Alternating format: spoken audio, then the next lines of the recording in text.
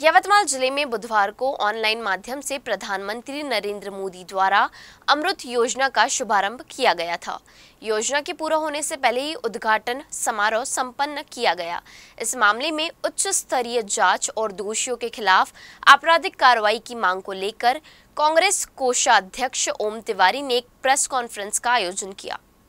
आजचा विषय असा आहे की भारतीय जनता पार्टीचा प्रचार प्रसार आणि भ्रष्टाचार हे जे कार्यक्रम पूर्ण देशामध्ये चालू आहे, त्याच प्रकारे आपल्या जिल्ह्यामध्ये सुद्धा, आपल्या शहरामध्ये सुद्धा जे यवतमाळमध्ये जे अमृत योजना आहे ते पूर्णत्वात आली नाही, त्यानंतर सुद्धा त्याचा लोकार्पण करण्यात आलेला आहे। याचा आमचा विरोध आहे। कोणत्याही घरी 24 तास नळची सेवा नाही आहे आणि यांचा पहिला फेज, दुसरा फेज, कोणताही फेज यांचा कंप्लीट झालेला नाही आहे। जे पाईपलाईन केलेली आहे ते सुद्धा फुटलेली आहे, रडखडलेली आहे। अतिशय निकृष्ट दर्जाचा यांचा काम यांनी केलेला आहे। आजपर्यंत ते काम पूर्णत्वात आलेलं नाही आहे।